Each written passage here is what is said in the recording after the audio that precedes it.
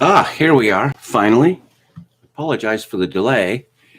I got the show ready early today, and then when I went to go live at 4 o'clock, it just said going live, and it just hanged and hanged and hanged and hanged. But here I am. My name is Kevin Michael Grace, and this is the KMG show for Tuesday, April the 13th, 2021. Let's talk about Tucker Carlson. I talked about this last week, and there was an enormous backlash to what Tucker Carlson said on Fox News about the Great Replacement, and he is hanging firm. And I thought, well, somebody's finally saying it. Of course, VDare has been saying this for a long, long time, and I've been saying it for a long, long time. But VDare is not supposed to be spoken of in polite circles, and of course, I am a nobody. But now, here we are. And hello to Palcasso88, Don from Beyond, John S., and Chokakin666. Oh, well, I explained that I went to go live, and it wouldn't let me go live, so I had to start from the beginning. So, let me read to you from a letter from Jonathan A. Greenblatt, CEO and National Director of the ADL, which is the Anti-Defamation League of B'nai B'rith.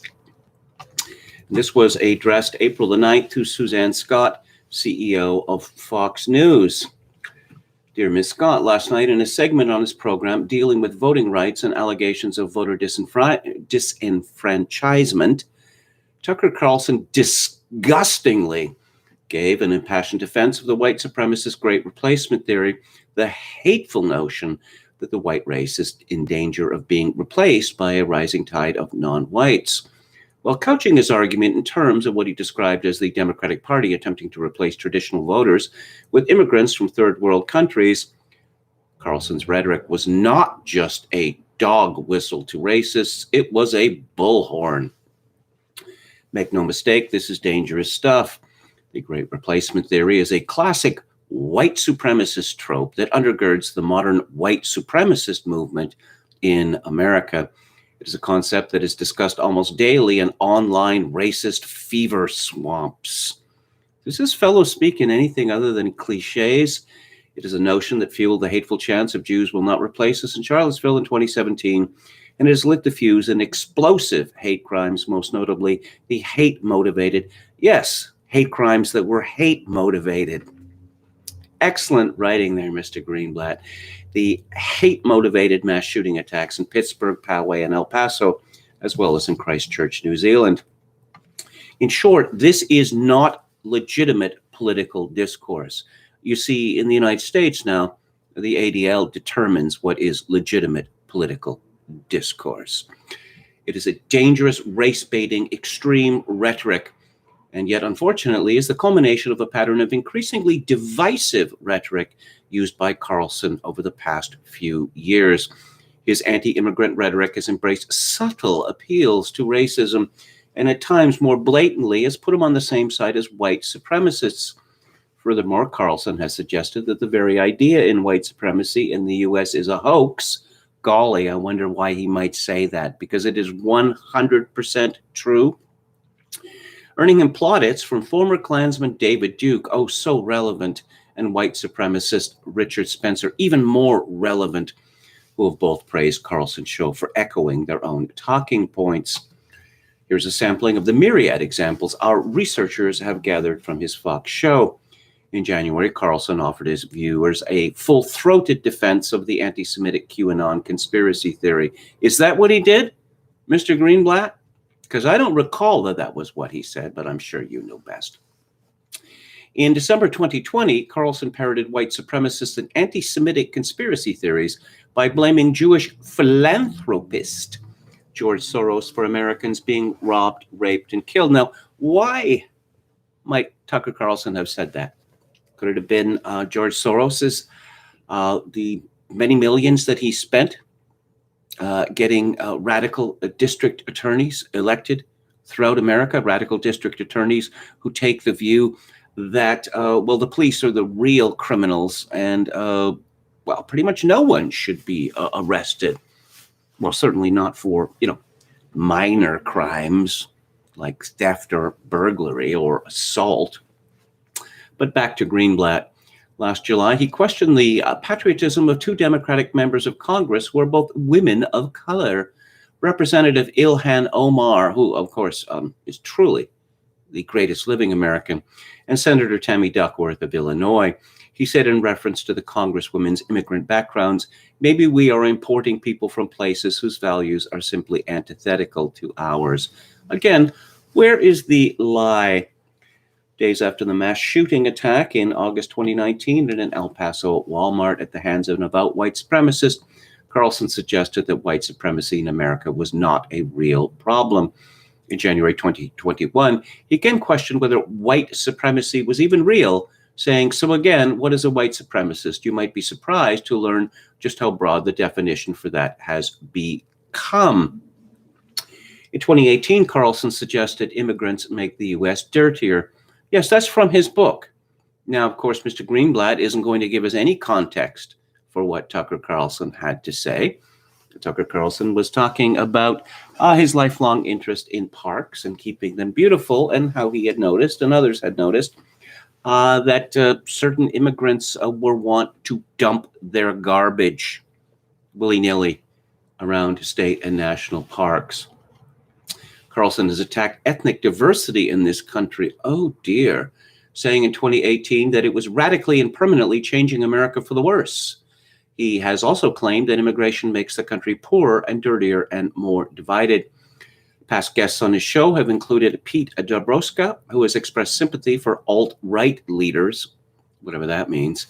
British commentator Katie Hopkins, who was banned from Twitter. So very rare for people to be banned from Twitter for violating its hateful content policy, and U.S. Representative Steve King of Iowa, whom he defended for tweeting that America could not restore our civilization with somebody else's babies. Again, where's the lie?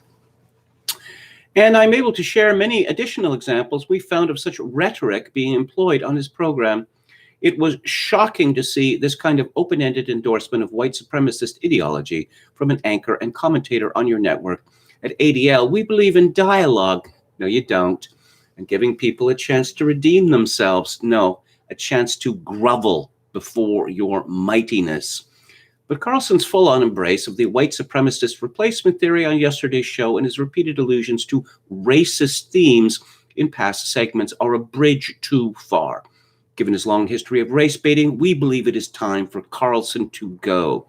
I'm available at any time to discuss this matter further and look forward to your timely response. Sincerely, Jonathan A. Greenblatt, CEO and National Director of the Anti-Defamation League. Let's go back to what Tucker Carlson actually had to say. And I have to say myself that it is absolutely shocking that he has not backed down or been fired.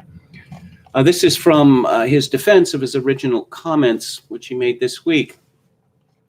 Last week, we said something on television that the U.S. chorus of hyper-aggressive liars is now pretending was somehow highly controversial. Ordinarily, we'd ignore all of this once you've been denounced as a white supremacist for quoting Martin Luther King Jr. You realize such criticism is all just another form of social control. Honestly, who cares what they think? But in this one case, we thought it might be worth pausing to restate the original point, both because it was true and worth saying, and also because America badly needs a national conversation about it. On Thursday, our friend Mark Stein guest hosted the 7 p.m. hour on Fox. He did a segment on how federal authorities are allowing illegal aliens to fly without ID, something that, in case you haven't noticed, you are not permitted to do. The following exchange took place in response to the story. Tucker Carlson said, I'm laughing because this is one of the about 10 stories that I knew you've covered where the government shows preference to people who have shown absolute contempt for our customs, our laws, our system itself, and they're being treated better than American citizens. Now, I know that the left and all the little gatekeepers on Twitter become literally hysterical if you use the term replacement. If you suggest that the Democratic Party is trying to replace the current electorate, the voters now casting ballots with new people, more obedient voters from the third world, but they become hysterical because that's what's happening, actually.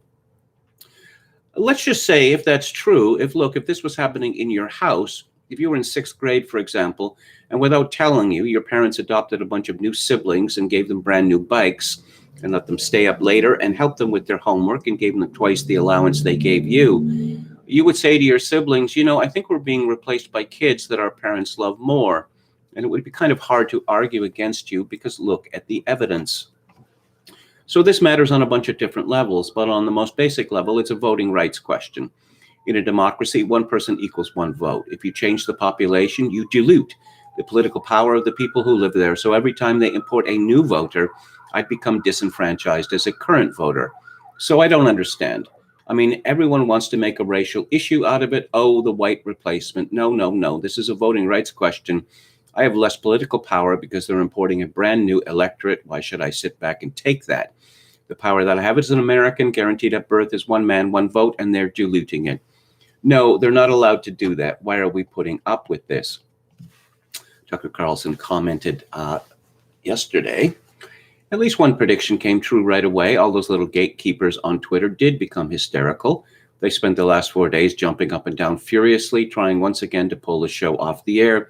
Once again, they will fail, though it is amusing to see them keep at it. They get so enraged. It's a riot. Tucker Carlson continues, but why all the anger?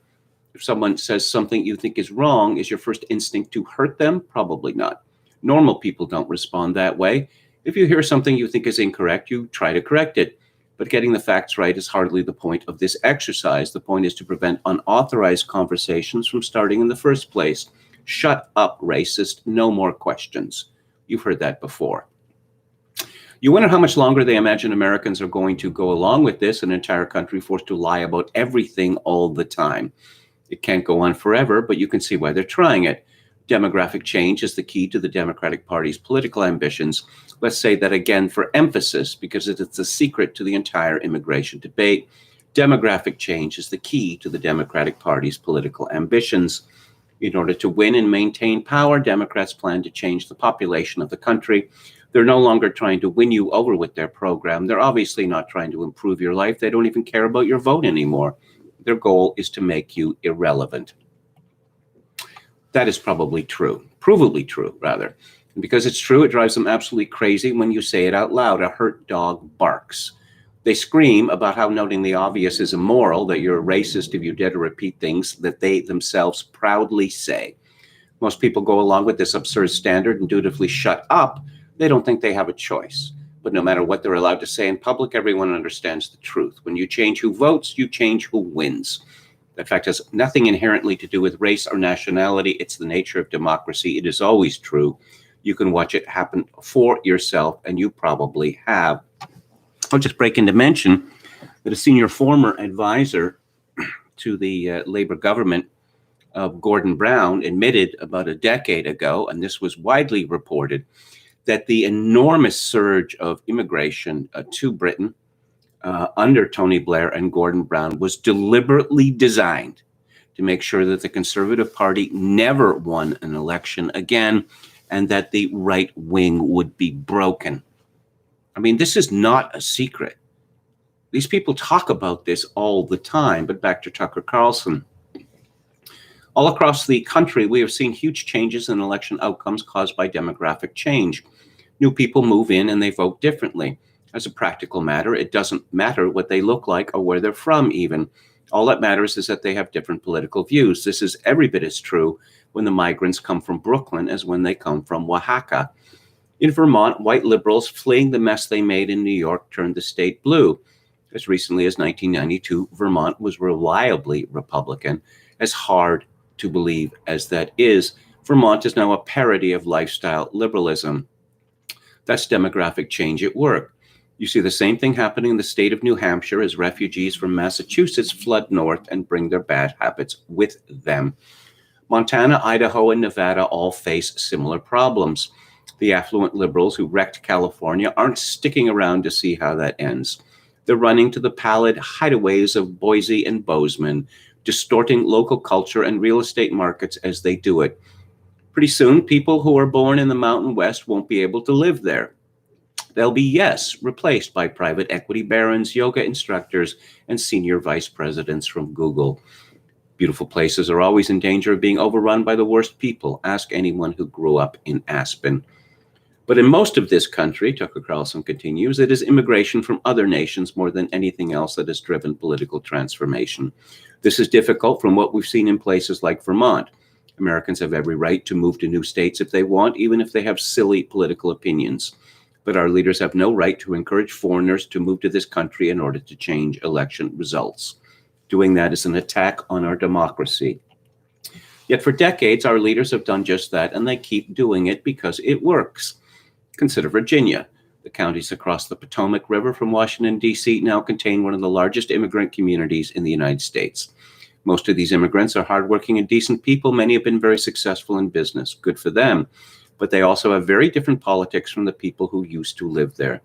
The voters have allowed Democrats to seize control of the entire state and change it into something unrecognizable.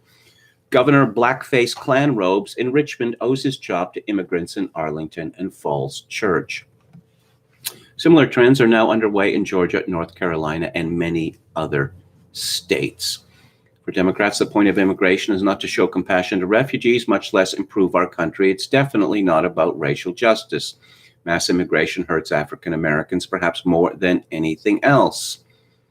The signature lesson of the state of California: between 1948 and 1992, the state of California voted for exactly one Democratic presidential candidate. Among America's big population centers, in vivid contrast to Chicago and New York, California was reliably, proudly Republican. For 8 years, no less than a figure than Ronald Reagan ran the state. California had the country's best schools, the best infrastructure, the best economy, not to mention the prettiest national environment on the planet. California was a model for the world. In 1980, Ronald Reagan, California's former governor, became president of the United States. In retrospect, it never got any better for California. Midway through his second term, Reagan signed something called the Immigration Reform and Control Act of 1986. Though he likely didn't realize it at the time, the law made future Ronald Reagans impossible. The Immigration Reform and Control Act brought about an amnesty and a path to citizenship for nearly 3 million foreign nationals living in the U.S. illegally. The next year, by executive order, Reagan added to that number. He halted the deportation of another 100,000 illegal minors, the dreamers of his day.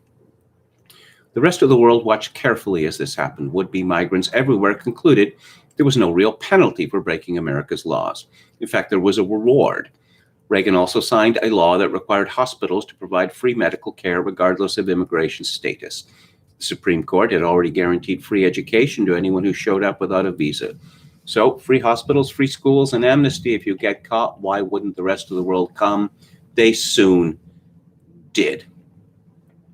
There's not much debate about how this happened. The counties in California with the highest percentage of Republicans are, not coincidentally, those with the lowest percentage of immigrants, and vice versa. California changed because the population changed. That's not democracy, it's cheating. Imagine watching a football game when one team decides to start the third quarter with an extra 40 players on the field. Would you consider that fair play? The Democratic Party did something very much like that in the state of California. They rigged the game with more people. They packed the electorate. As a result, Americans who grew up in California lost their most basic right in a democracy, the right to have their votes count. This was true for all native-born Americans, by the way, not just Republicans. Los Angeles now has the largest Latin American population outside of Mexico City. Whites make up fewer than 30% of the population, down from more than 90% in 1960. But a less noticed decline has occurred among African Americans. According to demographer Joel Kotkin, over the last 30 years, the proportion of Black residents in Los Angeles has dropped by half. San Francisco is now just 5% Black. In 1980, it was 13%. You've heard a lot lately about the necessity of Black political power. In California, that power is evaporating due to mass immigration. How did this happen? In a healthy country, Tucker Carlson continues, one that prized honesty and free inquiry and legitimate social science, we wouldn't be asking that question urgently. How did a place as idyllic as California become so miserable that huge numbers of people who were born there decided to abandon their homes and flee? If you cared about the United States, you would want to know the answer, and you would want to make it absolutely certain it didn't happen anywhere else. Yet the Democratic Party is working to make certain it happens everywhere else. That's not a slur. It's not a guess. We know it because they brag about it constantly. The left becomes unhinged if you point out that American voters are being replaced by Democratic Party loyalists from other countries. You're absolutely not allowed to say that, but they're allowed to say that, and they do. They say it all the time. They've done studies on it, written long books about it, talked about endlessly on television, often in the ugliest racial terms. They're not ashamed at all that they don't think that they have to be ashamed. In the fall of 2018, a columnist for the New York Times wrote a piece that was literally called, "We Can Replace Them." In case you wondered who the them was, the column told you explicitly. Thanks to demographic change, the author noted with hearty approval, the state of Georgia will soon be controlled by Democrats. The potential is there. Georgia is less than 53% non-Hispanic white. Again, that's a New York Times columnist, not some QAnon blogger. They tell you that demographic replacement is an obsession on the right. No, it's not.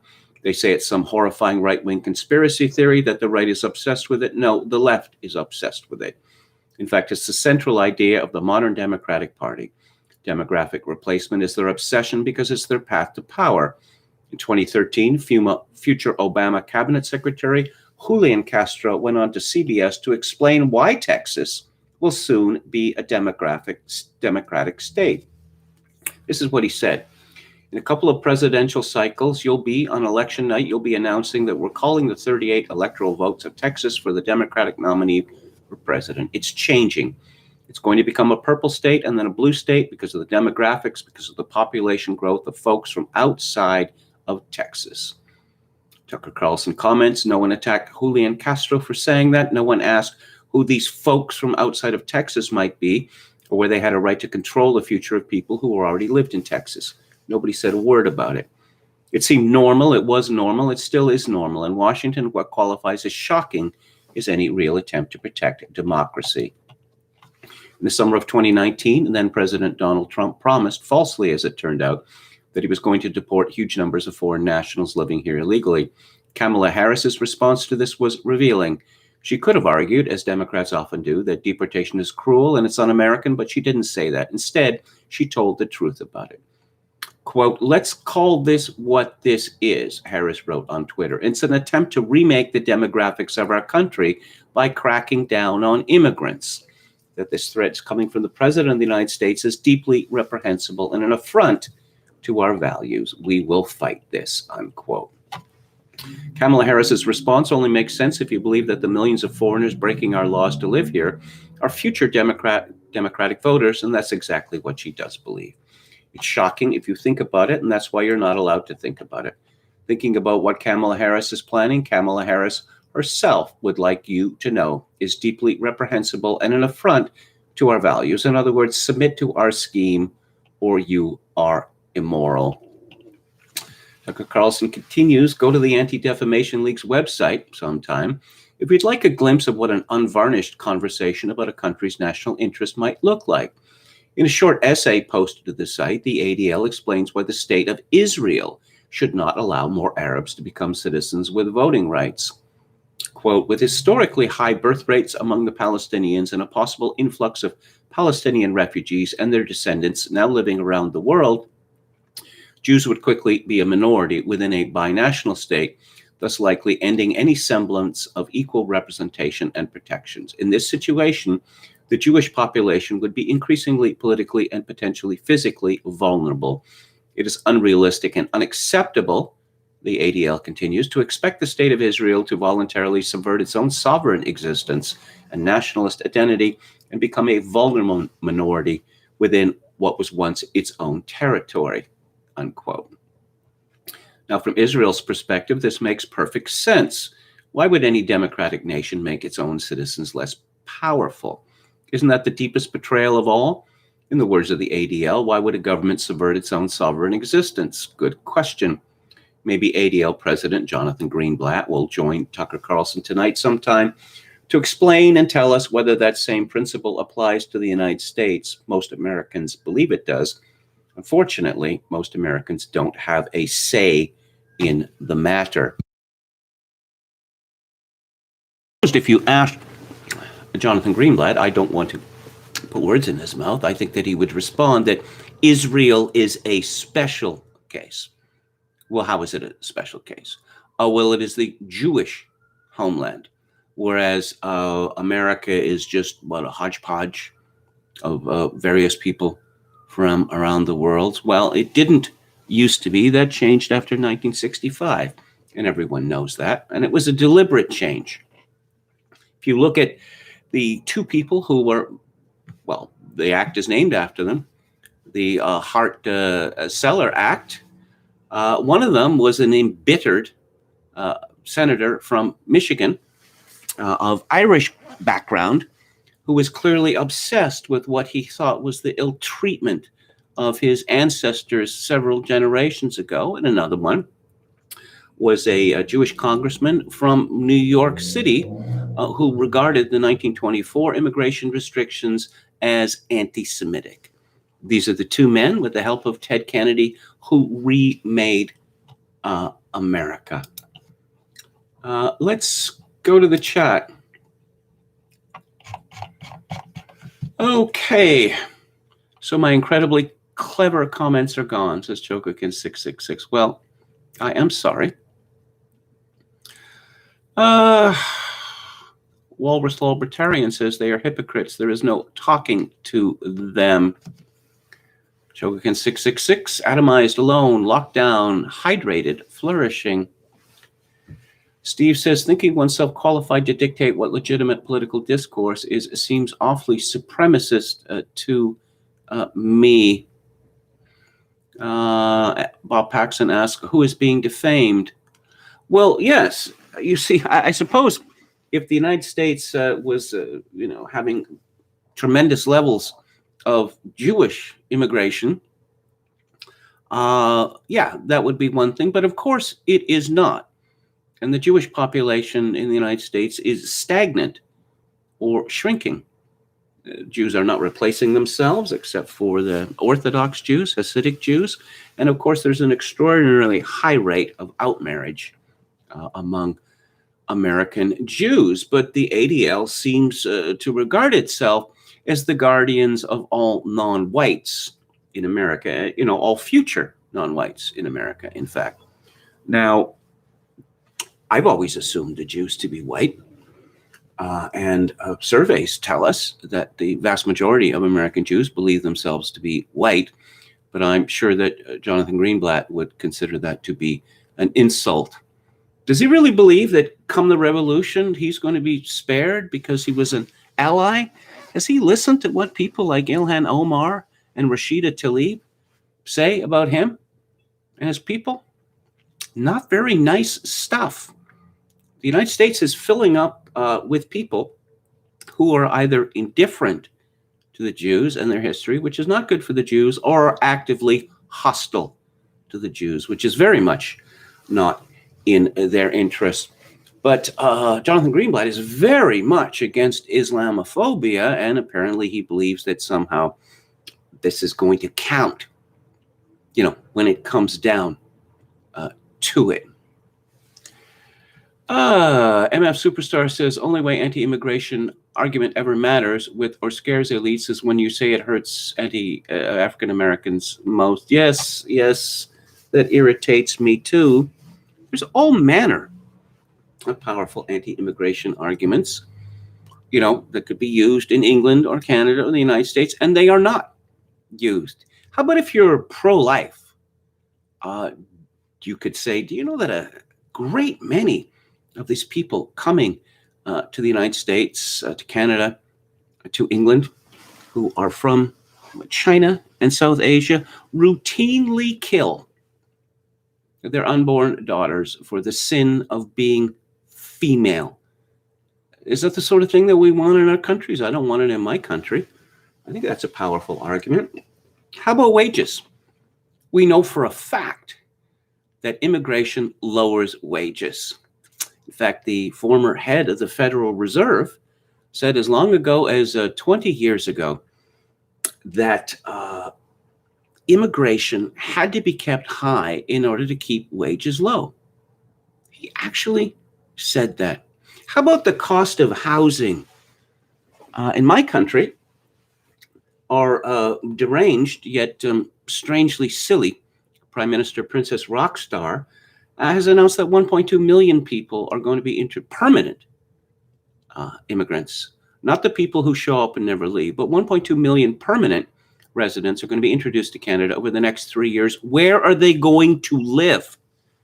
And what is going to happen to the house prices and apartment prices of people who live in the cities, primarily Vancouver, Toronto, Montreal, where these immigrants go to?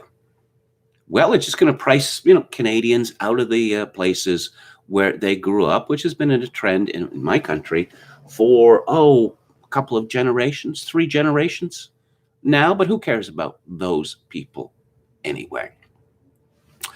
Palpicasso88 says, I'm thinking of the scene from Starship Trooper. It's afraid. Nostos Logo says the U.S. needs to create a national biometric ID and every person be required to get it, and that's the only way to secure elections. We'll do away with voter rolls and voter registration. Bob Paxson, Captain Obvious speaks the truth that certain people do not want to acknowledge. There are many, many people have talked about the replacement of whites as a majority in the United States, just as they do in Canada. And they say that it is a good thing because diversity is our greatest strength, and because white people are evil, they're witches. They are guilty of white supremacism and all manner of other horrors. But of course, when it's noticed by people who do not want whites to become a minority, particularly given how threatening the language about this potentiality has become, oh no, they're guilty of a conspiracy theory. How can it be a conspiracy theory when the people in favor of it speak of it openly and often? Nostos Logo says, I'm a U.S. citizen and I couldn't tell you how to immigrate to the U.S. What makes them think the immigrants know how? Well, there's a longstanding argument against illegal immigration that it is so difficult to immigrate to the United States legally. This is what we hear from the so-called conservatives in my country, small c and large c, that, oh, yes, if Canadians are made a minority in their own country, that's just fine, so long as it's done through proper channels. Texas Feral Hog says, okay, I'm not going to repeat that.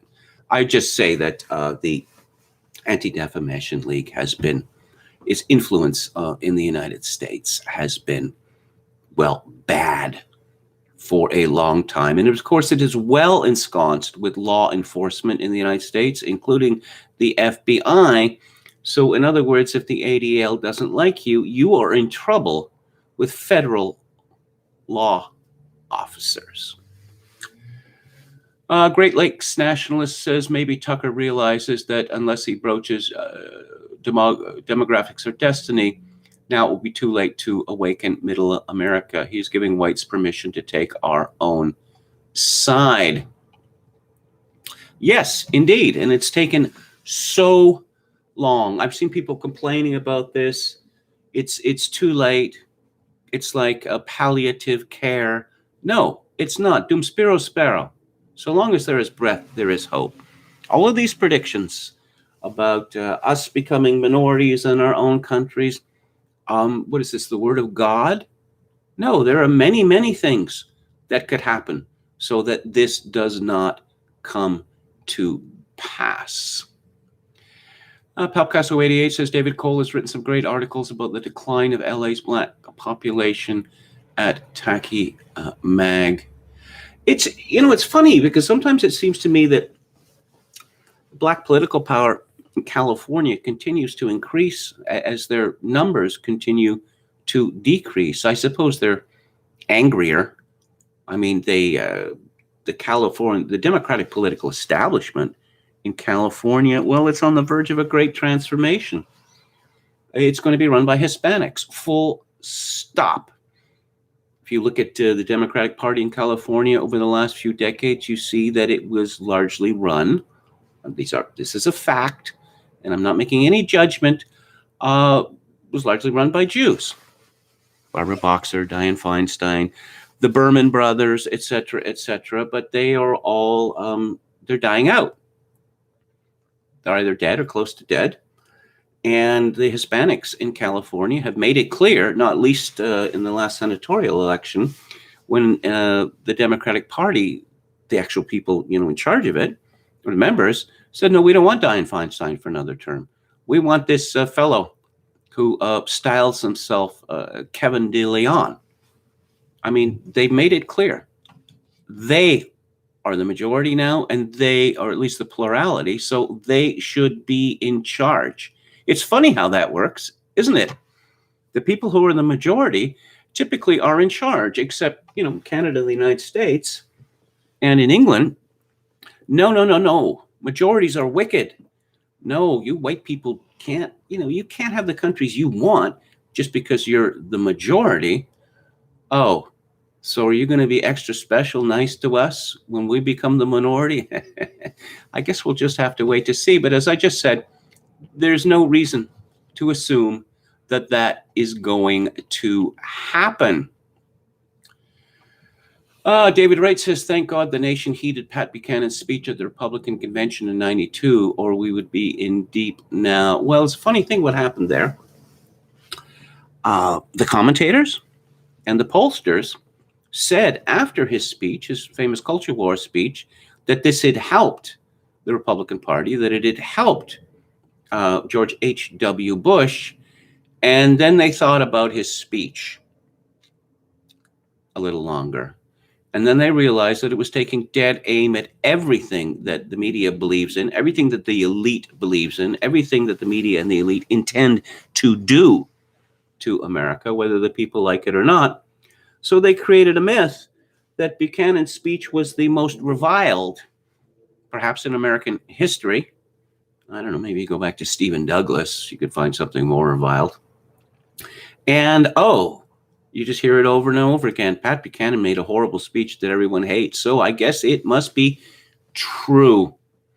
And sometime after that, of course, he was fired from MSNBC for being too unpleasant, being too radical, and was replaced by the Reverend Al Sharpton, who was everyone's idea of a moderate racially and otherwise. Yes, the famous joke about Pat Buchanan's speech being translated from the original German. Ezra St. White says the ADL can easily just phase into another entity if their current program gets too much pushback. The ADL is a Jewish pressure organization, Jewish pressure group. There's lots of pressure groups around. There's lots of racial pressure groups around. I just think it's fairly obvious that all pressure groups should be recognized for what they are, pressure groups. And no one pressure group has any special standing. Not one. Oh, we speak for this group. Well, get in line. There's a whole bunch of groups jockeying for spoils. The ADL, I just think they're disgusting. They carried on this campaign against Norman Finkelstein for a very long time. Now, I think Finkelstein is a brave man. I don't agree with him about everything. And of course, he argues that as a Jew, his opinion about treatment of Palestinians should be considered special. Well, yeah. Seems to be a rather mirror image of the other side. But the ADL keeps calling Finkelstein a Holocaust denier, which is a disgusting lie. Finkelstein was a close friend of the great scholar of the Holocaust, Raoul Hilberg. And Hilberg, in his definitive work, The Destruction of the European Jews, came up with a figure of 5.1 Jews killed by the Nazis during the Second World War. So the ADL says, everyone knows the figure is 6 million, not 5.1 million. So that makes Finkelstein a Holocaust denier. The implication being that, 5.1 million people murdered is a trifle. Absolutely disgusting behavior. What else do we have here? Norman Finkelstein is still alive, says Jonathan Paul. Yes, indeed. Hello, Professor Paul. Okay. No more divide and conquer internally, please, says Hickmer Warrior. Okay. Kevin de Leon only later in life added the D. Yes, indeed. Yes, I said he styles himself as Kevin de Leon. Grew up as just as Kevin Leon. Just this is so funny. It's one of the funniest things in the world. Oh, us poor Hispanics. You mean the descendants of the conquistadors from Spain? What? So you're proud of your heritage, but you hate the conquistadors? If you hate the conquistadors, why would you be adding an aristocratic prefix to your name? I discovered some years ago that there is not a single public memorial to Hernan Cortez in the whole of Mexico.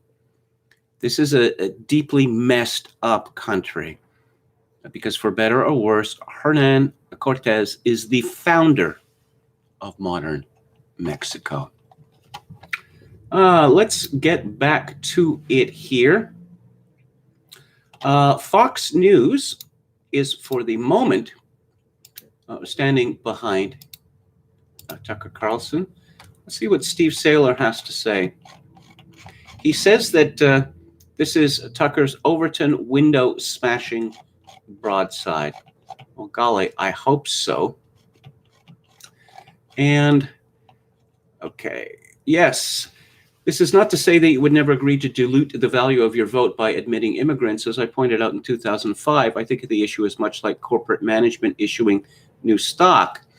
When I was getting an MBA many years ago, I was the favorite of an acerbic old corporate finance professor because I could be counted on to blurt out in class all these stupid misconceptions to which students are prone. One day he asked, if you were running a publicly traded company, would it be acceptable for you to create new stock and sell it for less than it was worth? Sure, I confidently announced. Our duty is to maximize our stockholders' wealth, and while selling the stock for less than it's worth would harm our current shareholders, it would benefit our new shareholders who buy the underpriced stock, so it all comes out in the wash, right? Wrong, he thundered. Your obligation is to your current stockholders, not to somebody who might buy the stock in the future. And Saylor says the same logic applies to the valuable right of being an American citizen and living in America.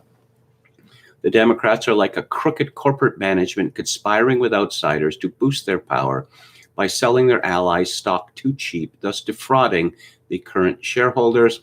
I'd like to someday see what Tucker could do with making that analogy comprehensible. Okay, this is from Deadline. On his Fox News show Monday, Tucker Carlson stood by his comments last week that triggered the Anti-Defamation League to call for his ouster. And, okay, let's get to, I'm going to talk about Michael Gerson. I'm going to be talking about him in just a minute. Fox Corporation CEO Lachlan Murdoch responded to the ADL's call for the ouster of Tucker Carlson, concluding that the Fox News host was not advocating for white replacement theory in a segment last week. In a letter to Greenblatt dated Sunday, Murdoch wrote that they respectfully disagree that Carlson was advancing the conspiracy theory embraced on the far right that elites are plotting to replace whites with immigrants. I'm just reminded of that Ben Stiller movie where he plays an idiot fashion model, and this designer yells out, "Am I taking stupid pills?" That white people are pretty much under siege in America, certainly intellectually, certainly by the elite, certainly in academia. But America's a white supremacist country. You have to be an absolute idiot to believe that, or you have to be wicked, or you have to be advancing an agenda. And I think it's a bit of all three. This is from the aforementioned Michael Gerson, who was one of the smarmiest men in America. And let's not forget his part you want to talk about conspiracy theory, weapons of mass destruction, and the invasion of Iraq? Yes, Gerson was a speechwriter for George W. Bush. He was not well liked by the other speechwriters because he had this habit of taking a credit for everything. I'm reading from Wikipedia here. Gerson proposed the use of the smoking gun mushroom cloud, mixed metaphor, during a September 5th, 2002 meeting of the White House Iraq Group in an effort to sell the American public on the nuclear dangers posed by Saddam Hussein. According to Newsweek columnist Michael Isikoff, the original plan had been to place it in an upcoming presidential speech, but the Iraq Group members fancied it so much that when the Times reporters contacted the White House to talk about their upcoming piece about aluminum tubes, one of them leaked Gerson's phrase, and the administration would soon make maximum use of it. Gerson has said that one of his favorite speeches was given at the National Cathedral on September the 14th, 2001, a few days after the September 11th, 2001 attacks, which included the following passage: "Grief and tragedy and hatred are only for a time. Goodness, remembrance, and love have no end, and the Lord of life holds all who die and all who mourn." The speech, Bush's speech at the National Cathedral, was absolutely demented. He sounded like a Dostoevskian villain. This was around the time that the neoconservatives announced, much like we have zero COVID now, that they actually intended to rid the world of evil. I'm not making this up. David Frum, I believe, wrote a book actually called An End to Evil. Okay, but let's get to his column, Michael Gerson's column in the Washington Post. It begins with some concern trolling. Some of the Republican Party hope it can eventually maintain the Trump coalition without the toxic excesses of Donald Trump's disordered personality. Already a variety of talented and calculating figures, Senators Josh Hawley of Missouri and Tom Cotton of Arkansas come to mind, are trying to model populism minus the psychopathy. They're clearly imagining a day when a working class and fundamentalist cultural revolt, yes, Michael Gerson is all in favor of the working class and a fundamentalist cultural revolt, can be channeled into constructive public purposes, in other words, neutered, as Michael Gerson would see it. As one Republican congressional staffer has said, Trump has changed the party forever, but that doesn't mean he will control the party forever. It is a rational instinct. It also strikes me as a nearly impossible task, and Tucker Carlson illustrates why. Every mention of the Fox News host, of course, plays into his career advancement strategy. He is the prime example of a professional troll. Yes, quite unlike Michael Gerson, of course. Quite all right. Gerson says, there is a reason, of course, that everyone wants to make a racial issue out of this, because it is a putrescent pile of racist myths and cliches. Nearly every phrase of Carlson's statement is the euphemistic expression of white supremacist replacement doctrine. Okay, I'm trying to wrap my head around this. That America is a white supremacist country, but apparently whites believe that they are being replaced by people who are not white. And America was 90% white in 1965 or 1960, and it is what percentage white now? Down to almost 60. And with it predicted that American whites will be a minority by 2040, something like that. Does that sound like replacement? To you, it sounds like replacement to me. It would sound like replacement to any rational person. But American whites are being replaced at a time when America is a white supremacist country. Those two things do not go together. And again, you look at our elite, you just are reminded of the story of Schrödinger's cat. white people in America are being replaced. At the same time, they're not being replaced. It depends on whether you think that's a good thing. Oh, according to Gerson, the Democratic Party means liberals, which translates into Jews. Does it now? Does it now? You see, this person who is not a professional troll just takes the first opportunity to poison the well. Is the President of the United States a Jew? Is the Vice President of the United States a Jew? Is the Speaker of the House a Jew? No. Well, the majority leader in the Senate is a Jew. But no, I don't think that this is what this is about. Gerson is described as an evangelical Christian. One of his grandfathers was a Jew. But why the paranoia, Michael Gerson? Back to his column. They're importing new people from the third world, means people with black and brown skin. Yeah, okay.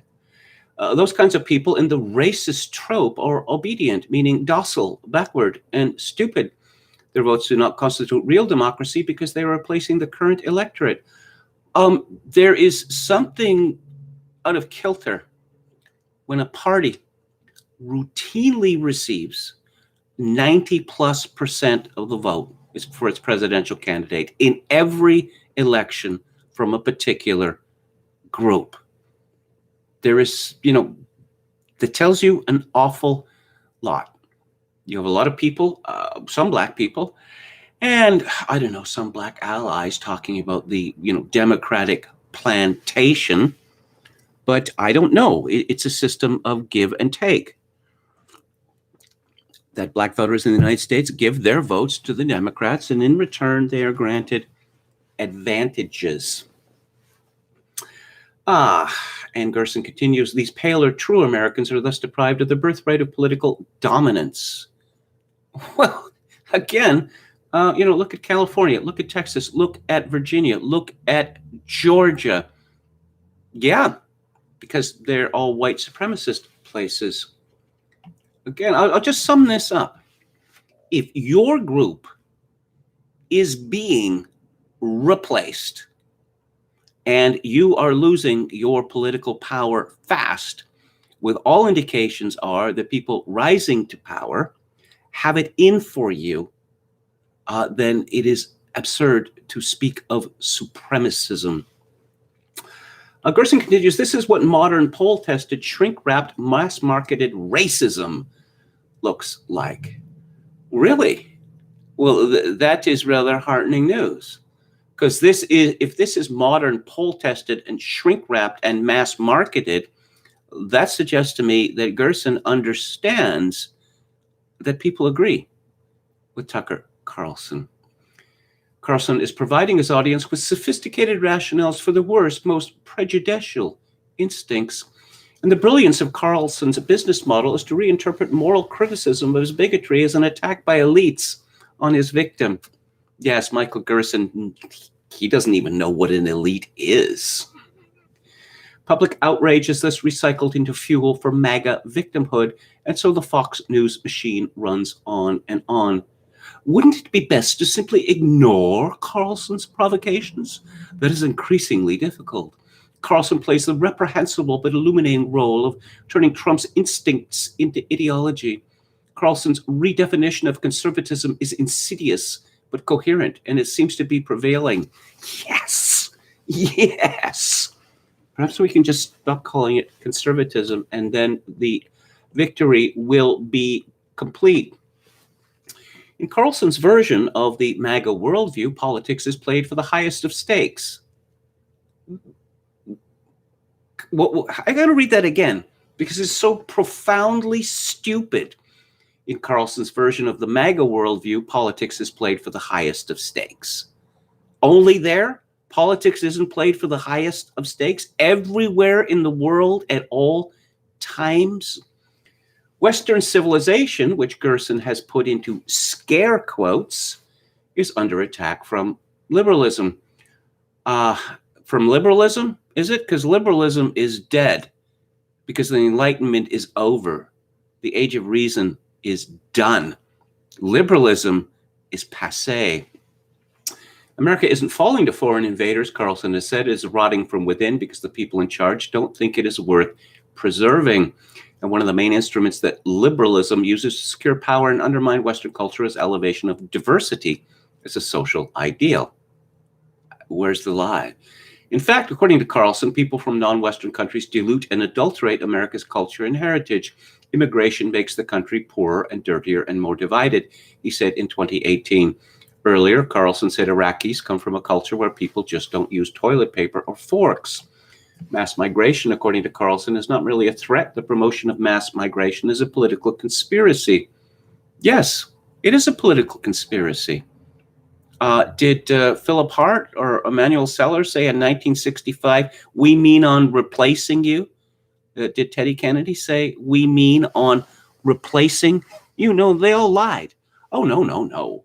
This isn't going to affect America's demographic makeup. And they knew damn well that it would. That's why they pushed through the bill. Liberals are attempting to control the country by changing its ethnic makeup and polluting its culture, and this deprives true Americans, those with, say, the racial makeup of Fox News viewers, of their rightful place of social and economic influence. Let's see. Such a belief, he concludes, Gerson, is difficult to reform around the edges. It can only be embraced or rejected. In the end, there could be no form of Trumpism with its hating heart removed. Yes, someone like Michael Gerson cannot get over the fact that creeps like him didn't win in 2016. That the Creep Party, Republican version, actually lost an election, and that was not supposed to happen. The rage from these people, I mean, it really persuades me that that Carlson has hit a nerve. And his refusal to back down and the refusal of Fox to fire him has frightened these people, which can only be a good thing. This is somewhat related because this woman's name has come up. This is from the postmillennial.com. White House Press Secretary Jen, not Jennifer, but Jen Psaki, addressed Representative Rashida Tlaib's comments following the police shooting of Daunte Wright in Brooklyn Center, Minnesota. Tlaib called simply for an end to policing. She said, quote, "It wasn't an accident. Policing in our country is inherently and intentionally racist. Daunte Wright was met with aggression and violence. I am done with those, oh dear, who condone government-funded murder. No more policing, incarceration, and militarization. It can't be reformed," unquote. You know, perhaps there could be an experiment that those people who would like to live with the police, you know, and I'm not going to sugarcoat the problems with modern policing, but those who would like to live with the police get to have police. And those who do not believe in the police, they get to have their own part of the country without police. Just social workers. It'd be interesting to see how that play out. Actually, I know exactly how it would play out. But of course, Tlaib depends on the police to defend her.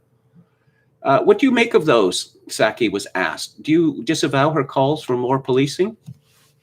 She replied, well, look, what I can see from here is that it's not the president's view. The president's view is that there are necessary, outdated reforms that should be put in place. There is an accountability that needs to happen, that the loss of life is far too high, that these families are suffering around the country, and that the Black community is exhausted from the ongoing threats they feel.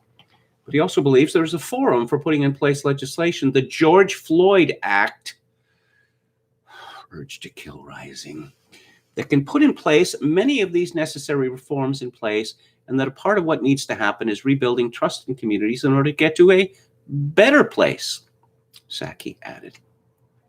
Another reporter asked to follow up, there are people all over the country who are demonstrating and actively calling for reform. What expectation should they have for change in the Biden era? What is this president going to bring to bear if, for example, qualified immunity isn't removed from the law? If you can't get that, bipartisan agreement. Well, first, we're not going to get ahead of what the discussions are about a bipartisan agreement. I think what Americans who are exhausted, who have suffered, those people in that suburb of Minnesota, looting, dancing on police cars, smashing windows, setting things on fire. Did they look exhausted to you? No, they looked rejuvenated to me. Let's talk about the 1965 Immigration Act and Rashida Tlaib, who was one of the beneficiaries of it. As far as I can see, this woman is barely American at all, despite being born in Detroit in July 1976, 11 years after Hart Celler. She is a Palestinian, and she is a Palestinian advocate. A rather strident one. And this has led her into a strange position where now she is the enemy of the police and saying that police violence is murder, or that police conduct is murder. That, in a country with any kind of unity to it, obviously someone like Rashida Tlaib or Ilhan Omar, the immigration fraudmeister who married her own brother to get into America, they wouldn't be there. They certainly wouldn't be elected. Everything that comes out of these two women's mouths, also from that woman, Ayanna Pressley in Massachusetts, is simply hatred for the United States of America, its history, its communities, its traditions. If Michael Gerson, to go back to him, would he sincerely argue that the United States is a better unified country in 2021 than it was, say, in 1965 for all the racial turmoil that existed in America in 1965? I suppose he might. He's just stupid enough to do so. Let's go to the chat here. Oh, Hikmah Warrior says she's a fake Muslima, in my view. Yes, Allah is a she says. Roulette Crack says, imagine pointing at blacks and the main subject matter of your conversation is I am white and you are black. They would look at you like you were nuts. Kamala Harris will be the least American president of all time. Yes, neither of her parents are American. As far as I can see, and the press, of course, never got into this story because it would be embarrassing, is that she was an anchor baby. And she's the reason why her parents got to stay in America. Of course, they both left, the father to go back to Jamaica and the mother to go to Canada. And for all the talk about Kamala Harris being the first black vice president, she's not even half black by blood. And she was raised in Westmount in Montreal, one of the richest, whitest neighborhoods in the country. And you can see that she had very much a cultural upbringing appropriate to her status as a Tamil Brahmin. They're like a race of Donald Sutherland's from that movie where he points and makes that face. That would be Invasion of the Body Snatchers. Okay. What else do we have here? Jen Psaki. Okay, I'm not gonna repeat that. Haven't had a waffle from breakfast for ages. I hope that wasn't a joke. Google is the East German version of an engine. Where is VDR? Okay. I don't know. Steve says, when you invoke your race at every opportunity to get what you want, don't be surprised when people start zeroing in on your race as the problem.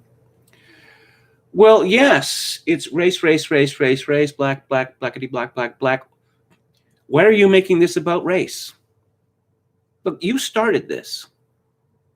My opinion on this changed tremendously in the 1990s, or at least going back to Jesse Jackson at Stanford. Hey ho, Western Civ has got to go. I thought I was perfectly willing to get along with everybody. But here we have a group of people, or a coalition of people, the Rainbow Coalition, Jesse Jackson called them, who said, we hate you. We hate your history. We hate your culture. We hate your traditions. We want to throw them away. Why are people reading books by dead white males, etc., etc.? And the hostility was so overwhelming that I found that I could no longer ignore it. I want to get along with them, but they don't want to get along with me. So, well, forewarned is forearmed, as they say. And what else do we have here? Okay. Yes. Due process. Apparently controversial notion. It's a controversial notion in American universities, where Joe Biden is determined to remove it for men accused of sexual offenses. Apparently, it's now a controversial process in the law. Last year, as I've mentioned previously, Joe Biden said that it was intent to remove the presumption of innocence with regard to criminal charges against men accused of sexual offenses against women. This is from James Gordon from the Daily Mail. The Brooklyn Center city manager, Kurt Boganey, has been fired after he publicly disagreed with Mayor Mike Elliott's assertion that the police officer who fatally shot a black man in the Minneapolis suburb should immediately be fired. As city manager, Boganey controlled the police department. Speaking earlier to reporters, he said the officer who shot 20-year-old Dante Wright would get a due process after the shooting. Quote, all employees working for the city of Brooklyn Center are entitled to due process with respect to discipline, unquote. I should mention that Boganey is a black man. But the mayor, unhappy with the public disagreement, quickly took the police department under his control, and the Brooklyn Center City Council voted to fire Boganey, a longtime city employee, during an emergency meeting. Wow.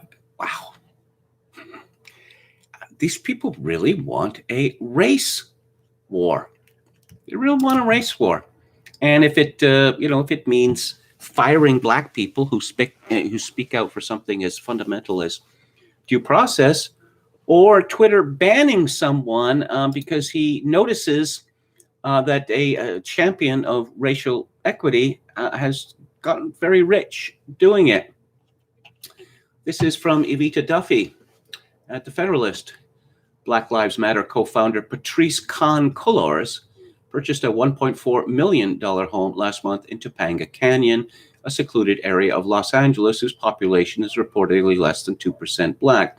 The self-described Marxist is now facing criticism for the extravagant purchase, including from Jason Whitlock, an African-American sports journalist. Whitlock tweeted about the controversy last week, writing, Black Lives Matter founder buys $1.4 million home in Topanga, which has a black population of 1.4%. She's with her people. He added a link to the story on the celebrity property blog The Dirt. Twitter quickly deleted the post and locked his account for, quote, violating our rules against posting private information, unquote. Are real estate purchases private information? That's not my understanding. Tom Elliott commented on Twitter. Twitter views its purpose as helping progressives win the culture wars. The story about Khan-Cullors, however, is far from private, given that she is a public figure. The story has been reported by many news outlets, and the controversy has even sparked calls for an independent investigation into global BLM finances. Whitlock has more than 433,000 Twitter followers and is a longtime vocal critic of BLM. If we have learned anything from big tech oligarchs, it's that subverting leftism and having a following are two things that will make you ripe for social media suppression. Tucker Carlson, well, there's that name again, said last Friday of Twitter censoring Whitlock, quote, this was a news story on a real estate blog. He posted it. Lots of other people posted it. But when Jason Whitlock, who is an extremely effective voice for reason, who speaks directly, clearly, and honestly, and is therefore a threat, they shut him down. Amazing on many levels. It is unclear whether Khan-Cullors' mega millions come from She has raised nearly $100 million for BLM for private donors and corporations and is married to Janaya Khan, a prominent BM leader in Toronto. Yes, to the extent that there could be such a thing as a prominent BLM leader in Toronto. And once again, Khan identifies as Black, queer, and gender non-conforming. I know, we all need to be clear about this. I don't know about the pronouns, but I can get back to you with pronouns or neo-pronouns, perhaps, if these people have those, which are all the rage, as we learned yesterday. Okay. This is from Andrew Cuff at AmericanGreatness.com. Every year, warnings from elected officials and corporate leaders about weaponized disinformation grow louder. The discovery that Russian operatives spent $160,000. That much? $160,000? On social media ads to influence the 2016 presidential election began a national conversation about disinformation, misinformation, and foreign propaganda. The heads of Facebook, Twitter, and Google have appeared in congressional hearings on the subject, most recently on March the 25th. To the average 21st century media consumer, these warnings of disinformation likely seem strange. If information is just facts, combating disinformation should be as simple as identifying and ignoring falsehoods. The truth will set you free, right? Human rationality is supposed to be our foremost weapon against disinformation. This is the basis of democracy and every citizen's right to vote. But based on the reaction to disinformation, world leaders evidently find this view naive, and a disinformation industrial complex has arisen to arm governments for the narrative war.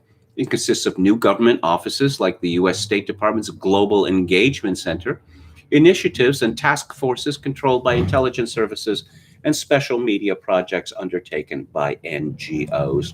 These entities spend billions of private and public dollars on disinformation defense, sometimes against state actors, but also asymmetrically against ragtag groups of conspiracy theorists or pranksters. National elections are the most common battlegrounds in these fights over facts, and even straightforward data and documents can be labeled disinformation when carrying electoral import. For example, the 2017 email leaks that claimed to expose criminal activity by Emmanuel Macron were designated a disinformation attack because they were taken out of context. And most media outlets and social media platforms brazenly suppressed the leaked contents of Hunter Biden's laptop ahead of the November 2020 presidential election. Cases like that of Douglas Mackey illustrate how many tools governments have in the war on disinformation. Douglas Mackey, aka Ricky Vaughn, and how quickly these tools can become weapons of political power. Mackey posted pro-Trump jokes and memes on Twitter before the 2016 election, but despite his anonymous identity being doxxed, his activity was never deemed criminal until 4 years later, when the Justice Department charged him with election interference just days into Biden's administration. Jail time for Americans with the wrong political opinions has now become an official means of fortifying elections against disinformation. We had some news about Dante Wright, that this fellow, Ian Miles Chong, got a hold of his Facebook account. And I get the search for the noble Black victim continues. What was that fellow's name? Botham Jean, who was shot to death by an idiot policewoman who got off the elevator at the wrong floor and came to what she thought was her apartment and then just started blasting away. Well, that fellow certainly seemed to be blameless, but it was a rare example. I'm just curious about that. You get off the floor, you get off the elevator on the wrong floor, and you don't have a sense that something is wrong. I mean, I've gotten off the elevator on the wrong floor, but I mean, it doesn't seem right. Anyway, he had an account called Famo Gamble. Police, why you run me? I was just playing. Okay, there's one. Dante Wright openly displayed his penchant for criminal behavior. Illustration, my boyfriend, a drug dealer. This is being texted. And below, I know I robbed him before. Dante Wright wrote numerous misogynistic posts. Oh, but was there any misogynoir? Actually, it appears there was considerable misogynoir. And I'm not going to read this because it's filthy and disgusting.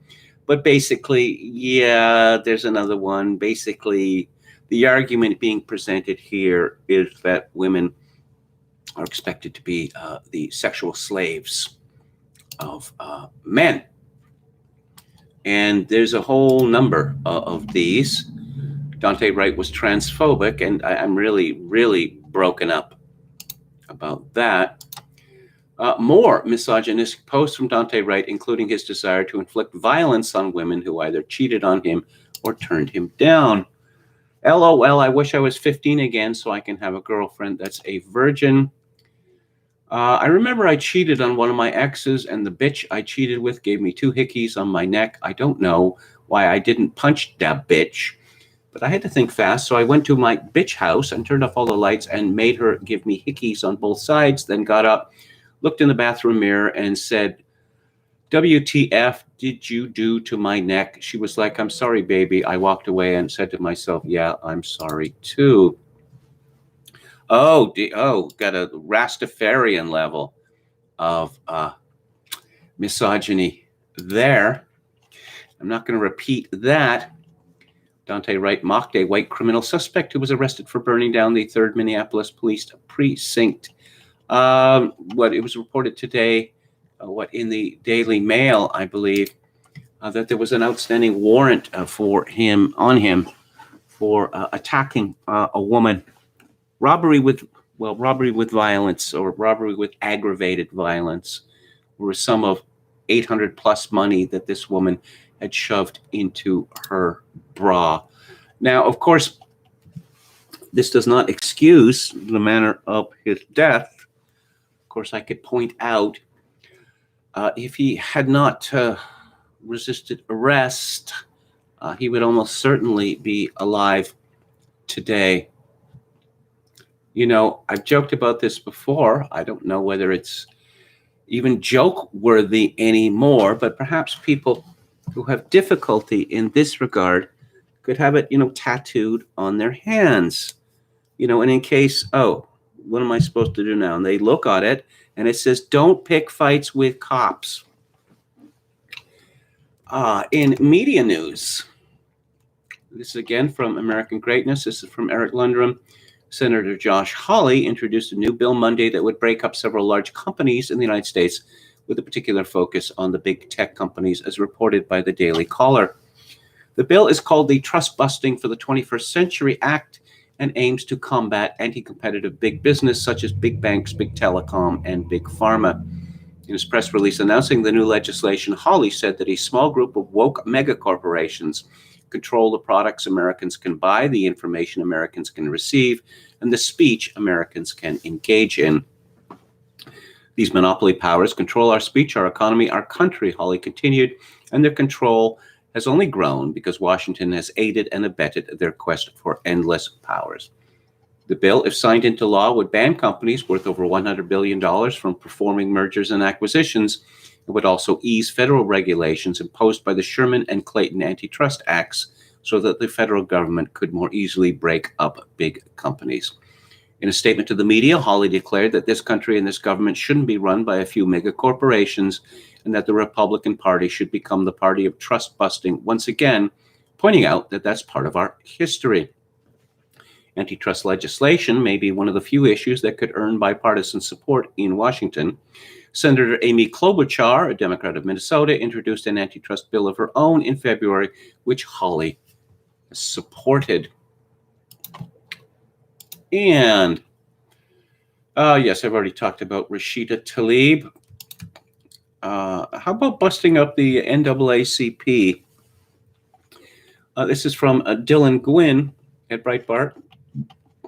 The NCAA, sided with transgender athletes on Monday, saying they will no longer hold events in states that aren't free of discrimination. Their board of governors made the announcement as legislatures in more than 24 states proposed debate and advance legislation aimed at requiring state schools to ensure that athletes compete in the category of their assigned birth gender. The board of governors says it firmly and unequivocally supports the opportunity for transgender student athletes to compete in college sports. Instead of banning transgender athletes from women's sports, the NCAA's approach would require trans athletes to undergo testosterone suppression treatment before they could compete. Let's treat body-altering drugs with different body-altering drugs.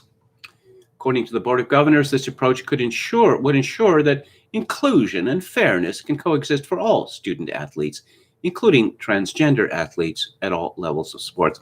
You know, this term transgender has become very much problematic. I'm surprised the NCAA doesn't know that you don't use this word transgender anymore, just trans. Just trans. Of course, that's a long-standing American tradition that I find very amusing, that Americans don't talk about their social security card. They just talk about, their social. It used to be called heavy metal music, but then just became metal. There are many, many other examples of this. Got to bring it down to, one word, and not a compound word. Apparently, the governor of South Dakota is terrified of the NCAA. It's not possible, say, for universities, other schools in South Dakota or anywhere else to play sports without the NCAA sticking its nose in. Perhaps the trans battle, will lead to a reform at American schools and colleges, which have been corrupted by college sports for decades. Well, close to 100 years, actually. I mentioned, last week, that I read this fine biography of Vince Lombardi by David Marinis. I talked about it on the book club, the old book club, years ago. And college sports has just been a hotbed, a word I know how to use properly, of cheating. People who should not be in colleges and universities ending up there in order to stack the teams, them being given all these other advantages, them being given gifts like cars and, women, trick pads laid on for them, and of course, lots of help at cheating at exams. Okay. I wanted to talk about suicide as a weapon. And I was curious as to the rates, the difference in the rates, men and women. Because one thing I've noticed over the years is that women seem to talk a lot about suicide, but it is actually men who kill themselves. This is according from the World Health Organization. In Europe, the male to female ratio of suicide is 4.0 to 1. In the Americas, the male to female ratio of suicide is 3.6 to 1. This is very much actually different, much stronger than in the world as a whole, where the ratio of male to female suicide is 1.8 to 1. I was thinking about the subject of suicide, and particularly women, because of a controversy from Australia about a woman called Christine Holgate, who had been the chief executive of Australia Post until November of last year. And she's very angry. The media is certainly angry. This is from The Guardian. Former Australia Post chief executive Christine Holgate is still deciding whether to take legal action against her former employer, But she said she would love an apology from the Prime Minister, Scott Morrison, for what she described as one of the worst acts of bullying I've ever witnessed.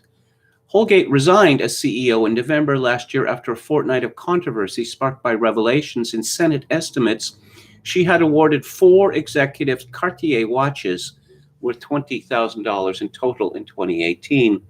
They were a thank you gift for completing the Bank Post project. Speaking to ABC News, without the absolute privilege she was afforded as part of the Senate inquiry into the circumstances surrounding her departure from Australia Post, Holgate said the board did nothing to stop her from being discredited as the controversy exploded in Parliament and the media. But Holgate reserved some of her most scathing comments for Morrison, who she said had humiliated her when he dressed her down during a parliamentary question time, declaring that if she did not want to stand aside voluntarily, she can go.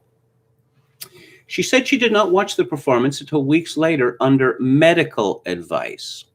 I think it's one of the worst acts of bullying I've ever witnessed, she said.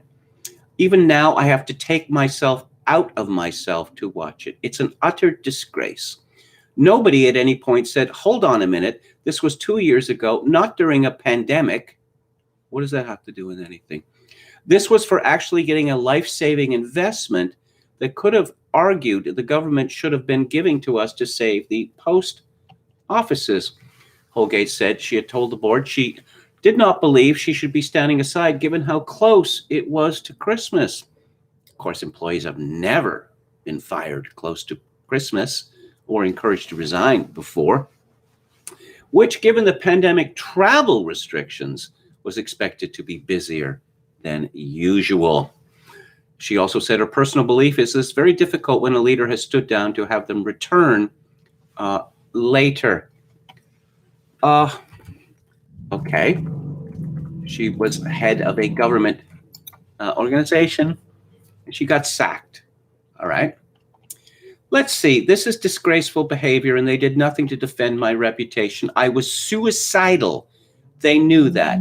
Yet they carried on allowing the discrediting of me to continue.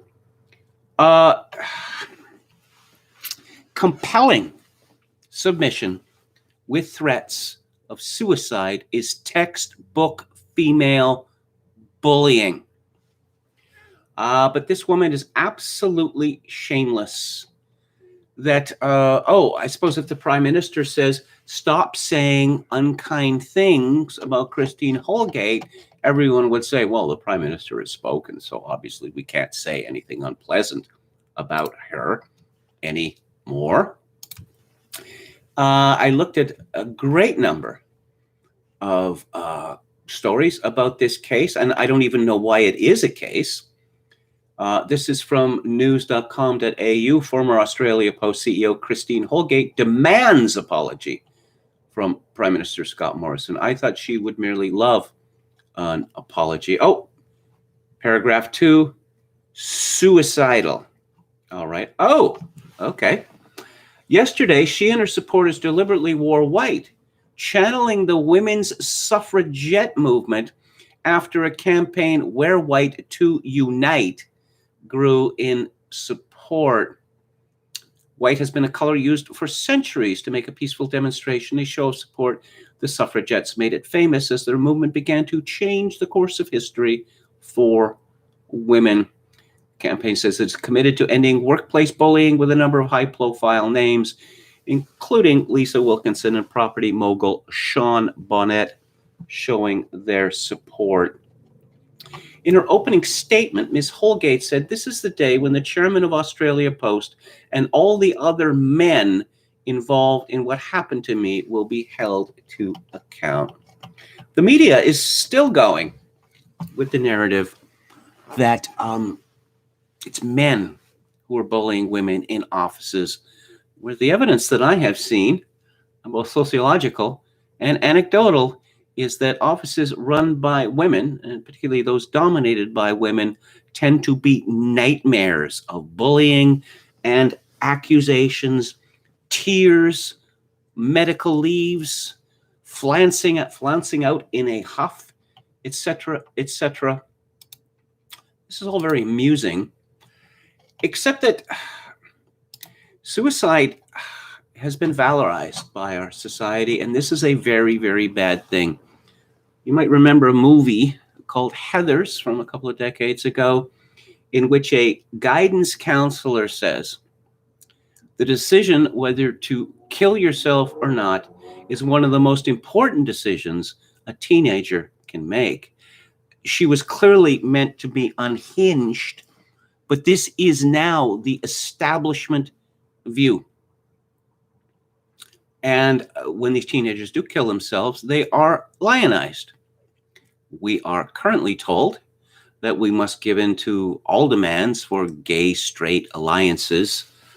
Oh, and gender diversity, which means the sexual mutilation of children, because if these children do not get their way, they will commit suicide. I don't mean to be hard-hearted about this, but not so long ago, you would hear jokes about children who would threaten to hold their breath until they turned blue, and if they didn't get their way. But now, they must get their way in all things because they might kill themselves. Well, I don't know that it's possible to stop someone who wants to kill himself or herself from doing so. Perhaps we can go back to the traditional view that suicide is a wicked act. It used to be against the law until fairly recently. But no, Christine Holgate, who has had a long career as a marketer, and I just don't see all these businesses that put marketers in charge. And this typically, from what I've seen, it doesn't end well. But they keep doing it. Oh, but no, I wanted to kill myself after I lost my job. Well, I'm sure Christine Holgate will get another very well-paying job. And but no, I thought about killing myself. I don't know. Who knows whether that is even true? But I think to bring this up, to raise sympathy, this is the sort of thing that needs to be stamped out. And the sooner, the better. Yes, let's talk about another woman, Joy Reid, or Joy Ann Reid. This is from Paul Joseph Watson at at Summit News. Prominent figures are receiving criticism for undermining confidence in the COVID-19 vaccine by vowing to continue to wear masks and avoid normal activities even after taking the shot, with MSNBC's Joy Reid being the latest example. Reid said that even after taking her second coronavirus shot, she'd be too scared to return to any semblance of normality. I too am one vax down, but even when I get the second shot, I am too scared. For some reason, she spelled it SCURRED and surrounded it with inverted commas. Is this some sort of ethnic dialect? Joy Ann Reid's parents, neither of them come from the United States either, are out there wildin'. No flying and no indoor activities for me. Nope. The MSNBC host tweeted on Sunday. She followed it up by vowing to wear 2 face masks for the foreseeable future. What appears to be some kind of bizarre enjoyment of mask mandates and lockdown rules, many of those who have proudly shared vaccine selfies have also vowed to continue to act as if nobody at all had received the vaccine. This has led to assertions that such rhetoric will only serve to put young people off getting the vaccine, since they will receive no benefit in terms of getting back personal freedoms. Glenn Greenwald tweeted, "If you wanted to persuade people not to get the vaccine, one of the best ways to do it would be to tell people that it won't improve or really even change their quarantine lives much if they get it." Regardless of intention, this is an anti-vaccine message spread by MSNBC. Trudeau, Princess Rockstar, says something very similar. What, today? It doesn't make any difference. We've totally botched our vaccine rollout, but it wouldn't make any difference because you still have to wear masks and social distance anyway. I don't know whether he expressed any opinion on people being allowed to eat and drink indoors. Who is in charge? I don't know. Christians would say that God is in charge. Anthony Fauci has a different answer. This is from Charlie Spearing at Breitbart. Dr. Anthony Fauci defended the decision to pause the Johnson & Johnson coronavirus vaccine by the FDA and the CDC on Tuesday. I don't think it was pulling the trigger too quickly, he said. That's one of the things that I think is such a good thing about our system here, is that we are ruled by science, not by any other consideration. I guess Fauci has no idea how shocking that is. Does America have a science czar? Science is supposed to be about free inquiry and debate. You have hypotheses which become theories, which gain adherents. Often theories dominate for a long time, and then they are pushed aside as we learn more. But no, we are ruled by science, which apparently is, monolithic. That's one of the things that we have learned about science over the last 15 months, that it is monolithic, except when it isn't. Joanne Reid, certainly a strong woman, just like Christine Holgate. Here's another such woman, and this is from Megan Sheets for the Daily Mail. Cheryl Underwood tearfully claimed she has been suffering from post-traumatic stress disorder, PTSD, following her heated on-air clash with Sharon Osbourne as The Talk returned to TV screens after an almost month-long hiatus on Monday. I feel like I'm in PTSD because it was a trauma, and I feel like I want to get past this, Underwood, 57, said, while holding back tears, addressing the drama that saw Osbourne, 68, quit the CBS show after speaking up for her friend, Piers Morgan. This is a show pretty much where women yell at each other. But no, someone stood up for her. Oh, I'm calling your friend racist, so I won the argument. No, you didn't win the argument. How dare you? How dare you? I think I'm getting PTSD. Claiming that you have PTSD, that is something, as well as, talking about your suicidal feelings. Yes, claiming that you have PTSD. Having PTSD does not make you a better person. It certainly does not make you a more competent, more employable person. But we seem to believe the opposite.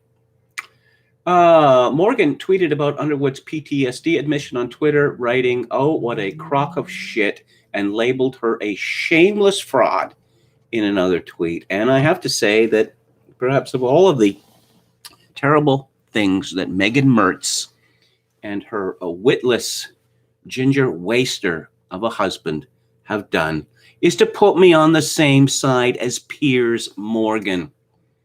And I wasn't expecting that. But as I like to say, life is full of surprises. And while we are still talking about strong women, another story from arguably the best newspaper in the world, this one from Brian Gallagher. Just 2 months after Phoebe Bridgers made headlines and raised eyebrows by smashing an electric guitar on Saturday Night Live, that broken guitar fetched over $100,000. The guitar that the 26-year-old Pasadena, California native smashed during the February 6th episode of SNL, hosted by Dan Levy, sold for $101.5 thousand at the GLAAD Media Awards auction. Phoebe Bridgers' unforgettable SNL guitar smash has now gone from a much buzzed about performance and morphed into an important moment of giving back to the alphabet people community, said Anthony Ramos, GLAAD's head of talent. Okay. I'm looking at a picture of it. I don't know. It's about 60% still there. This was a Dan Electro Dano 56 guitar. and I saw, oh, yes, very handsome indeed. I love the Dan Electro guitars, particularly their painted headstocks. Legendary rocker David Crosby called the smash pathetic, although Jason Isbell added, this was like an $85 guitar she smashed. Come on, guys. Well, actually, it costs $350. When singer Kathleen Edwards added she was more upset about the monitor she smashed the guitar on being ruined, Bridgers admitted, they made me a fake one to break, LOL, revealing it was definitely premeditated. We've been through this before, with Pete Townsend and the Who and the Yardbirds in Blow Up and what? Kurt Cobain later on, But it reminded me of a song from my band called Cake, called Rock and Roll Lifestyle. Well, your CD collection looks shiny and costly. How much did you pay for your bad Moto Guzzi? And how much did you spend on your black leather jacket? Is it you or your parents in this income tax bracket? Now, tickets to concerts and drinking at clubs, sometimes for music that you haven't even heard of. And how much did you pay for your rock and roll t-shirt that proves you were there, that you heard of them first? Now, how do you afford your rock and roll lifestyle? How much did you pay for the chunk of his guitar, the one he ruthlessly smashed at the end of the show? And how much will he pay for a brand new guitar, one he'll ruthlessly smash at the end of another show? And how long will the workers keep building him new ones, as long as their soda cans are red, white, and blue ones? Ooh, lady smashes guitar on Saturday Night Live. This is a breakthrough for alphabet people. It's difficult to keep up with the stupidity. It really is. Let's take a look at the chat. Bob Paxson likes the Cake song. It was from their first album.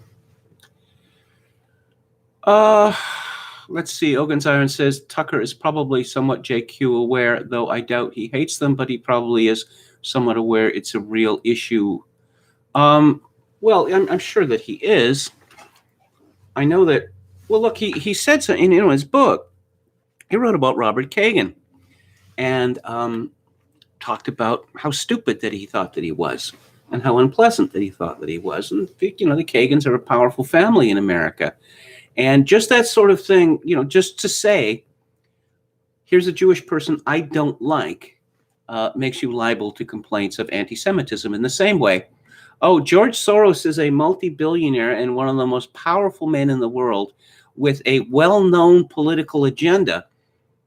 But if you state your disagreement with George Soros's political agenda, and you point to George Soros because he's the man behind the political agenda, well, then you're guilty of anti-Semitism, because the idea that George Soros has any kind of significant power is an anti-Semitic conspiracy theory. Okay. Controlled Oppo re Tucker. I don't know. I mean, Tucker Carlson seems to have got rather like Glenn Greenwald and others I could mention. They seem to have become quite angry since the election, because you remember when Joe Biden was the candidate of healing, how he was going to bring Americans together. And pretty much right from the very beginning, Biden's administration made it clear, those Americans who didn't vote for me, you're going to get it in the neck. Yeah, because you deserve it. Because you're terrible, terrible people. Oh, that stuff I said about uniting the country? Well, that's the sort of thing that politicians say when they want to win elections. And you should have read James Burnham's The Machiavellians. He didn't say that, but he could have. Because that book certainly applies to Joe Biden's entire campaign, his entire career. Oh, he's a uniter. He's a healer. Joe Biden is one of the nastiest men in the history of recent American politics. He just can't, he finds it impossible to dissimulate his dickishness. Okay. Yes, I don't want to go into what Tucker Carlson said about the election.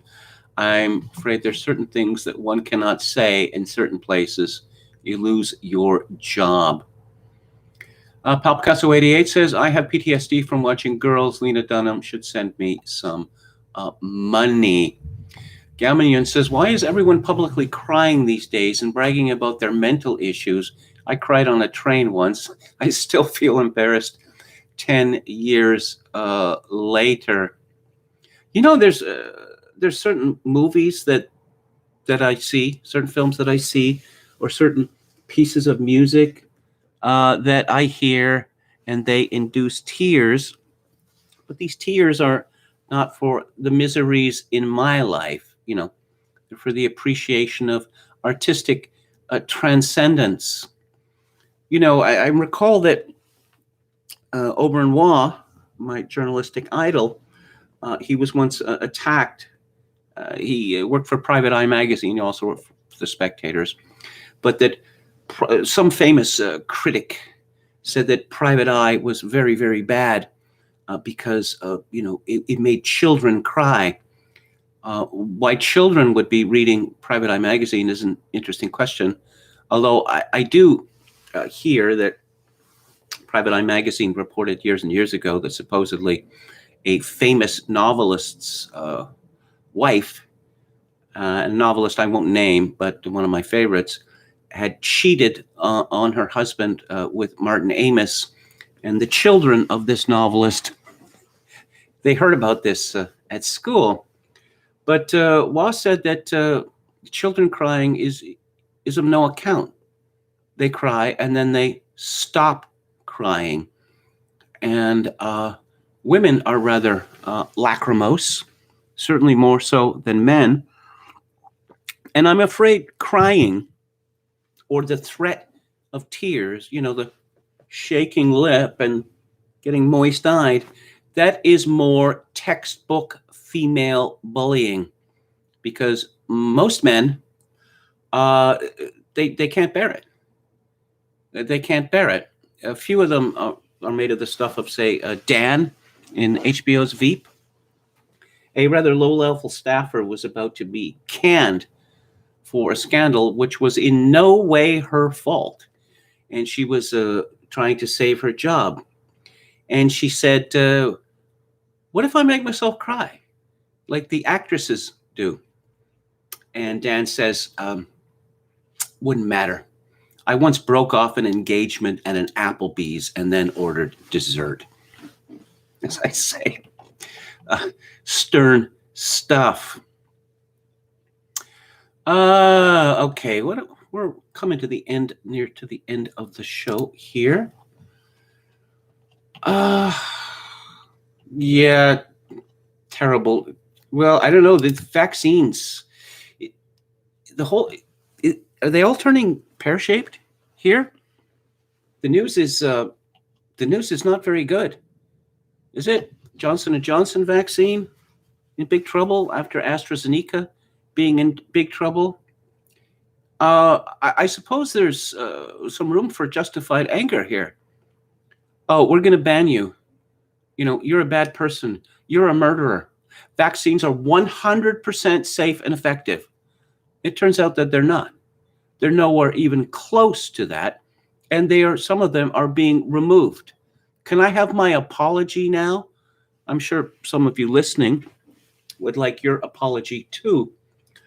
I see that Dr. Theresa Tam, the formerly sainted Dr. Theresa Tam, who is now apparently a very bad person because she didn't bring Canada to a complete stop a year ago, notwithstanding her inability to, have such power, exercise such powers. Well, she had a vaccine selfie done. And Mika Curtis writes in RT, the mainstream media is trying to convince us that COVID injection selfies are a wonderful thing. But when CNN criticizes Fox News stars for not sharing them, it's reached new levels of self-centered absurdity. Colon cancer is a very serious health worry for many Americans. Exactly how many people are asking for I have trouble with this word. Colonoscopy selfies. What about chemotherapy selfies? Tetanus shot selfies? Nobody is asking for these things because that would be stupid. So why exactly am I seeing a section of programming on CNN devoted to how bad it is that Fox News anchors are not taking vaccination selfies? What does this have to do with anything? Here's a tweet from Kamala Harris. On the front lines, military metaphor, of this fight, military metaphor, are nurses like Patricia, who administered my vaccine yesterday. As the daughter of immigrants from Guyana, yes, immigrants, because they're better than Americans, Patricia has been working tirelessly to protect and save lives.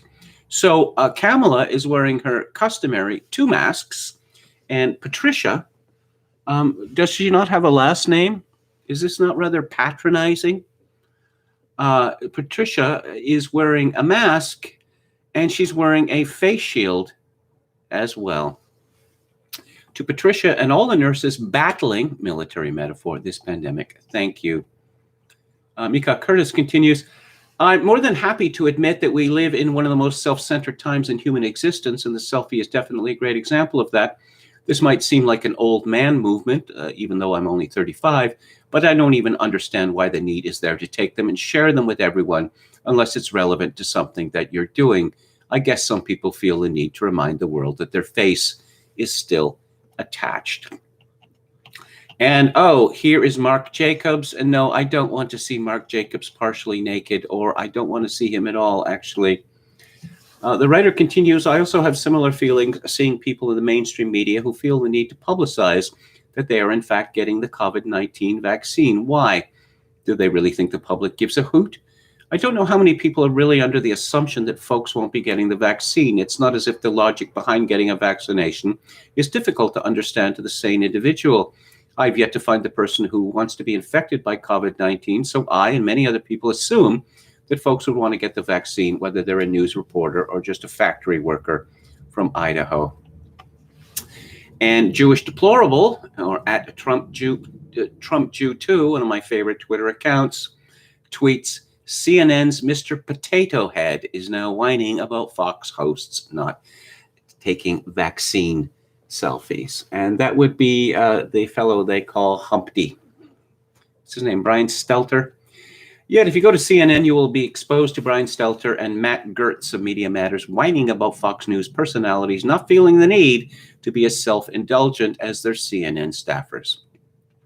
It does go beyond partisanship, though, because it seems like the entire mainstream media is trying to convince people that these are a great thing or informing you of the proper etiquette for them, unless you read an outlier and are reminded of your privilege that you didn't realize you had. Personally, though, I think both of the above are trying to sell me the Brooklyn Bridge. To be frank, vaccine selfies are not important. A vaccine sells itself just because some former Playboy playmates and TV reality stars foolishly think that vaccines cause autism doesn't mean that the rest of the United States feels the same way. Oh, and here's a selfie of Arnold Schwarzenegger getting vaccinated. I've never been happier to wait in a line. He said, frankly, I don't think that Arnold Schwarzenegger was happy to wait in a line, because I don't think that Arnold Schwarzenegger has waited in very many lines for decades now. And I'm a little dubious about the veracity of this video, to be honest. And I guess, well, there's some things I didn't touch on today, but there's always tomorrow. Tomorrow is another day that I will get to. I will end with Alex Berenson. I must say that it is really difficult to keep up with all this vaccine news. Oh, the worst of it.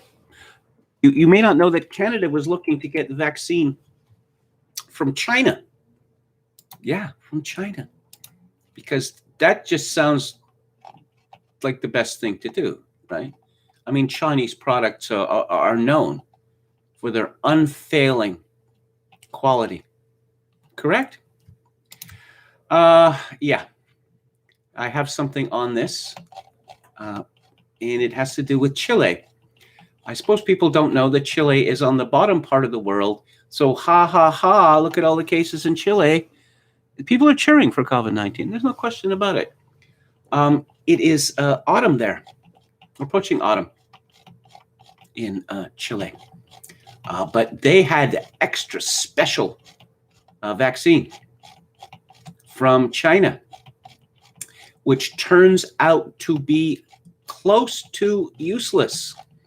It has an efficacy rate of 3 to 50%. That's right. But Chile decided to go with Chinese vaccine. And we're going to wrap up as usual. Well, not as usual, but we're going to wrap today with Alex Berenson. Imagine there's no warp speed. It's easy if you try. A normal approval process, no nanoparticles on the fly. Imagine there's no vaccines yet. The pandemic's just the same. No more third wave. Moderna's kind of lame. Imagine there's no blood clots or low platelet counts. Yeah. The danger of the vaccines to pregnant women or women who may become pregnant, which, as I pointed out before, is roughly all women between the ages of about 12 and 45, which is an awful lot of people. Well, they're just being, the numbers are still coming in, and it is quite disturbing. Oh, and finally, where is this from? The Daily Caller. President Biden, Matthew McConaughey, Jennifer Lopez, Faith Hill, and others team up for NBC vaccine special. Is this going to be like, the battle of the primetime stars? It should be. They should make it competitive in some way. And Berenson comments it's going to be the biggest hit since Gal Gadot got the gang together for Imagine. So, thank you all for tuning in.